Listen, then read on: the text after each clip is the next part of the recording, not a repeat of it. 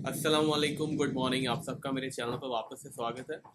तो last week federal reserve की press conference थी, ईसीबी की प्रेस कॉन्फ्रेंस थी और बैंक ऑफ जापान की भी प्रेस कॉन्फ्रेंस थी। तीनों मेजर बैंक्स हैं, ये तीनों वर्ल्ड के सबसे बड़े बैंकों में से आते हैं। सबसे पहले फेडरल रिजर्व ने इंटरेस्ट रेट नहीं बढ़ाया है। फाइनली 10 मीटिंग्स के बाद एक 11वां शगुन लगाया है उन्होंने और फाइनली इंटरेस्ट रेट नहीं बढ़ाया।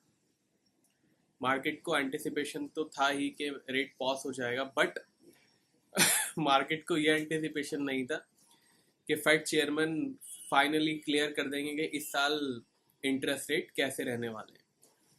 फेड चेयरमैन ने ऑलरेडी बोल दिया है कि इस साल 2 बार और रेट बढ़ सकते हैं। उन्होंने अगला रेट कट का भी एक इंडिकेशन दे दिया है, बता दिया है कि 2 रेट हाइक होंगे इस साल और कम से कम उसके बाद 1 साल तक रेट एलिवेटेड रहेंगे, यानी कि रेट कट करने के कम से कम फिलहाल 2 साल तक कोई चांसेस नहीं है। तो ये जो 2 सबसे बड़ी हमारी एंटिसिपेशन थी, या आप कह सकते हो अंदाजे थे, दोनों के दोनों गलत साबित कर दिए फेड चेयरमैन ने। बट एक बात ये भी है कि फेड चेयरमैन 2 साल पहले तक कह रहे थे कि इन्फ्लेशन ट्रांजिटरी है। तो हमेशा फेड चेयरमैन के जो स्टेटमेंट्स हैं उनको थोड़ा सा एक लॉजिक के साथ देखना चाहिए। उसके बाद ईसीबी की प्रेस कॉन्फ्रेंस थी, ईसीबी की मॉनेटरी पॉलिसी। उन्होंने 25 बीपीएस रेट हाइक किया। अगर आपको याद हो और आप इंटरेस्ट रेट साइकिल को फॉलो कर रहे हो, तो ईसीबी ने काफ़ी लेट कर दिया रेट बढ़ाने में। फेडरल रिजर्व ने थोड़ा सा पहले रेट बढ़ाना शुरू कर दिया था। ECB is just playing the catchup. उसके बाद जापान की मॉनेटरी पॉलिसी आई, उन्होंने कोई रेट कट नहीं किया, ना ही रेट बढ़ाया। एक इंटरेस्टिंग बात यह है, जहाँ की यूएस में 5 से 5.5% के आसपास इंटरेस्ट रेट चल रहा है, वहाँ पे जापान में 0 से लेके 0.25% तक इंटरेस्ट रेट चल रहा है। इनफैक्ट अगर आप फॉरेक्स फैक्ट्री पे जाके देखोगे तो उनका इंटरेस्ट रेट माइनस में आपको दिखाएगा। बट ये ध्यान रखिएगा, जो कंज्यूमर को रेट मिलता है वो थोड़ा सा स्प्रेड होके ही मिलता है। यानी कि अगर 5% इंटरेस्ट रेट चल रहा है फेडरल रिजर्व का, तो कंज्यूमर को 5.5-6% के आसपास ही मिलता है। तो जापान में अभी भी सब माइनस में या फिर 0% के आसपास लोन मिल रहे हैं, जबकि यूएस में 5.5-6% हो चुका है। हमारे इंडिया में तो 9% 10% चल ही रहा है। तो अभी कितनी टाइम तक ये इंटरेस्ट रेट एलिवेटेड रहेंगे, सारा का सारा जो मार्केट है वो उसी पर डिपेंड करता है। बट जिस तरीके से फेडरल रिजर्व ने सिग्नल दिया है कि अभी 2 साल कोई रेट कट नहीं करेंगे वो, और 1-2 बार और रेट हाइक करेंगे, तो ये गोल्ड प्राइसेस के लिए थोड़ी सी एक परेशानी वाली बात हो सकती है। इनफैक्ट गोल्ड 3-4 हफ्ते से ट्राई कर रहा है कि वो अपने वीकली सपोर्ट के नीचे जाके क्लोजिंग दे। 2 बार लोस भी बनाए वीकली सपोर्ट के नीचे, बट फॉर्चुनेटली कहें कि अनफॉर्चुनेटली कहें कि गोल्ड प्राइसेस वापस से रिवर्स आ जाते हैं, और जो एक सिग्नल, जो एक ट्रेंड चेंज होने वाला होता है वो ट्रेंड चेंज नहीं होता है। लास्ट वीक भी ऐसा ही हुआ, 1930 के नीचे गोल्ड चला गया था बट सस्टेन नहीं हुआ, और नेक्स्ट डे जब फ्राइडे को या फिर आई थिंक थर्सडे को जब वीक डेटा आया, गोल्ड प्राइसेस ने ऊपर छलांग मार दी। अभी देखते हैं कि गोल्ड प्राइसेस कब तक बचता है, बिकॉज जिस तरीके से फेडरल रिजर्व ने सिग्नल दिए उस तरीके से थोड़ा सा वीकनेस तो गोल्ड प्राइसेस के अंदर एंटिसिपेट कर सकते हैं हम। बाकी हर हफ्ते आपको ये वाला वीडियो मिलता ही है, मंडे टू फ्राइडे भी आपको वीडियो मिलता है। तो कुछ भी रहेगा तो आई विल आपको इन्फॉर्म कर ही दूंगा। बाकी जो मेजर अपडेट्स रहेंगे वो मार्केट कमेंट्री में रहेंगे। मार्केट कमेंट्री आप ज्वाइन कर सकते हैं, व्हाट्सएप नंबर मैंने टीम का दे दिया है, वहाँ पे आप डिटेल ले सकते हैं। बाकी अगर आप चैनल पे नए आए हो तो सब्सक्राइब कर लीजिए, ऑलरेडी सब्सक्राइब कर दिया है तो लाइक करके वीडियो आगे बढ़ाइएगा। चार्ट्स पे चलते हैं, देखते हैं अगले हफ्ते क्या क्या एक्शन रह सकता है और गोल्ड प्राइसेस के लेवल्स के। चलिए चलते हैं चार्ट्स पे। तो ये है गोल्ड का चार्ट। गोल्ड का चार्ट आपको दिख रहा होगा कि ज़्यादा मूवमेंट हुआ है, but let me remind you क्या हुआ है। मंडे गोल्ड प्राइसेस ओपन हुए थे 1960 1961 पे। फ्राइडे को बंद हुआ है 1957 1958 में। तो बस मंडे के बीच की ये नॉइस ही है, बाकी तो कुछ भी नहीं है। मंडे के बीच की नॉइस है, और इनफैक्ट ज़्यादा नॉइस भी नहीं है, बस ये थोड़ा सा ये फेडरल रिजर्व के टाइम पे मार्केट नीचे गया था। बाकी तो पूरा टाइम आप देख सकते हो, अगर फेडरल रिजर्व का डिसीजन निकाल दोगे तो 1973 का हाई है और बस 1940 के लोज हैं। तो ज़्यादा कुछ हुआ नहीं है गोल्ड प्राइसेस के अंदर अभी भी। गोल्ड प्राइसेस जो एज पे है, मैंने आपको बताया है एज पे है गोल्ड प्राइसेस। अब एज के किस तरफ जाता है ये तो एक देखने वाली बात होगी। वैसे डॉलर इंडेक्स में एक वीकली चेंज हुआ है, मैंने आपको हिंट दिया था कल। मैं मार्केट कमेंट्री में आज उसको अपडेट कर दूंगा क्या चेंज हुआ है डॉलर इंडेक्स के अंदर। बाकी अगले हफ्ते कौन कौन से मेजर डेटा है उसको देख लेते हैं। मेजर डेटा ही हम लोग देखेंगे। मंडे यूएस की छुट्टी है। ट्यूसडे जर्मनी की पीपीआई है, इस पे ध्यान दीजिएगा। उसके बाद भाई साहब एफओएमसी मेंबर की स्पीच है। वेडनेसडे ब्रिटिश के इन्फ्लेशन नंबर्स आएंगे। These are important numbers. अभी देखते हैं किस तरीके से असर डालते हैं।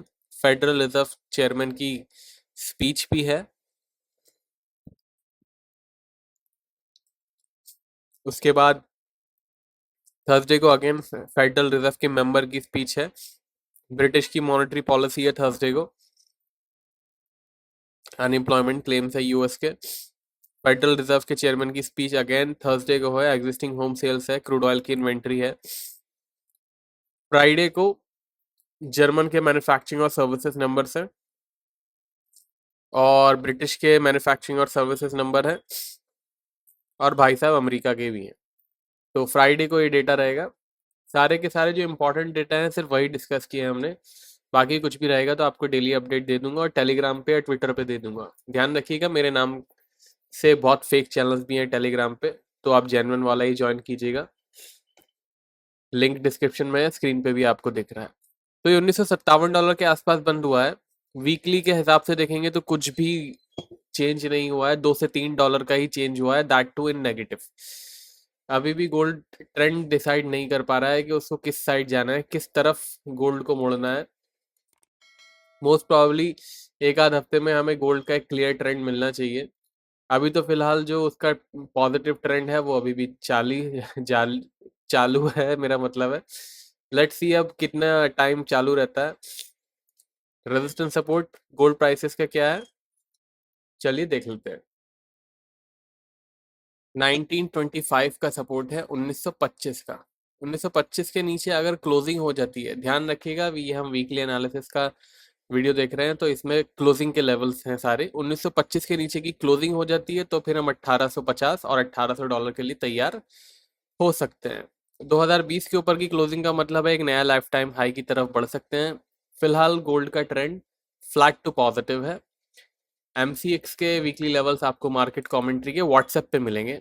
और ये ध्यान रखिएगा, दो तरीके से आप मार्केट कमेंट्री ज्वाइन कर सकते हैं। जो लोग इंडिया के बाहर रहते हैं वो ज्वाइन का बटन दबा के करें, और जो इंडिया के लोग हैं जिनको एमसीएक्स लेवल भी चाहिए साथ में, तो वो प्लीज़ व्हाट्सएप पे कीजिएगा। यूट्यूब पे आपको व्हाट्सएप लेवल नहीं मिलेंगे। व्हाट्सएप पे यूट्यूब प्लस एमसीएक्स लेवल्स आते हैं। यह है चांदी, $24.18 पे बंद हुई है। मंडे ओपन हुई थी 24-23 पे। अगेन इसमें भी ज़्यादा कुछ खलबली नहीं मची। थोड़ी सी ज़रूर आप ये देख सकते हो, लोस 23-22 के बने थे तो इसमें रिकवरी बहुत अच्छी हुई है। बट अगर आप मंडे के हिसाब से कंपेयर करोगे तो इससे मतलब कभी कभी 5-6 सेंट का तो रात को स्प्रेड ही हो जाता है। तो 24-23 पे ओपन हुई थी, 24-18 पे बंद हुई है। ज़्यादा कुछ खास हुआ नहीं है, बट यस गोल्ड के मुकाबले आप एक एक चीज देखो, गोल्ड जहाँ जो कि अपने लोवेस्ट पॉइंट के आसपास जाके बंद हुआ है, $54 के आसपास का लोस था। सिल्वर जो है वो हाईएस्ट पॉइंट पे बंद हुई है अपने डे के। थोड़ा सा ये फर्क है कि रिकवरी अच्छी हुई है चांदी के अंदर। इनफैक्ट चांदी ने थोड़ा सा आउट परफॉर्म भी किया है लास्ट के 2 दिन, थर्सडे फ्राइडे गोल्ड को। और $24 से ऊपर बंद हुई है तो that is a good sign for buyers. But अभी भी एक इसका अंदर जो हर्डल बाकी है $24.50 का, ये एक बहुत बड़ा हर्डल है। $24.50 के ऊपर जाके क्लोजिंग देगा तो ही फ्रेश बाइंग ट्रिगर हो सकती है, और फ्रेश बाइंग पे $26 तक जा सकती है। सपोर्ट इसका है $23.30 का, यही बहुत इंपॉर्टेंट सपोर्ट है। $23.30। क्लोजिंग बिलो दैट में कंक्लूड इन $22, यानी कि अगर इसके नीचे क्लोजिंग होता है तो $22 तक जो है सिल्वर जा सकती है। ट्रेंड इसका फिलहाल अभी भी फ्लैट बना हुआ है। फ्लैट टू पॉजिटिव भी कहा जा सकता है इसके ट्रेंड को, तो उसका ख्याल रखिएगा। अब आ जाता है कच्चे तेल पे, यानी कि क्रूड ऑयल पे। ये कल के लेवल से इंट्राडे वाले, तो इग्नोर दैट। $71.60 के आसपास क्रूड ऑयल प्राइसेस चल रहे हैं, मतलब क्लोजिंग हुई है। अभी भी क्रूड ऑयल में एक जो रेजिस्टेंस हमने चेंज किया था लास्ट वीक, अगर आपको याद हो तो हमारा 3-4 महीने से एक ही रेजिस्टेंस चल रहा था जो कि हमने लास्ट वीक चेंज किया है। अभी भी वो रेजिस्टेंस मोर और लेस वही वाला बाकी है, जो कि है $75.50 का। बहुत गोल्ड जैसे कि एज पे बना हुआ है, वैसे ही क्रूड ऑयल भी एज पे बना हुआ है और काफी कोशिश कर रहा है पॉजिटिव जोन में जाने की, जैसे कि गोल्ड कोशिश कर रहा है नेगेटिव जोन में जाने की। $65 इसका सपोर्ट है। ट्रेंड इसका अभी भी वीक बना हुआ है। जब तक रेजिस्टेंस के ऊपर क्लोजिंग नहीं होगी तब तक इसका ट्रेंड चेंज होने की संभावना कम है, तो ध्यान रखिएगा। बाकी लाइव डेटा का जो अपडेट्स आता है और कोई भी ब्रेकिंग न्यूज़ आती है उसको मैं टेलीग्राम और ट्विटर पे इमीडिएटली शेयर कर देता हूँ, तो मेक श्योर आपने मुझे वहाँ पे फॉलो किया हो। दोनों का लिंक डिस्क्रिप्शन में है और आपको स्क्रीन पे भी दिख रहा है। पेड सिग्नल्स की जानकारी और मार्केट कमेंट्री की जानकारी आप मेरी टीम से ले सकते हैं। व्हाट्सएप नंबर मैंने डिस्क्रिप्शन में दे दिया है। आपको वीडियो यूजफुल लगा हो तो लाइक शेयर कमेंट कीजिएगा। अब मिलेंगे नेक्स्ट वीडियो में मंडे को, तब तक के लिए टेक केयर, बाय बाय।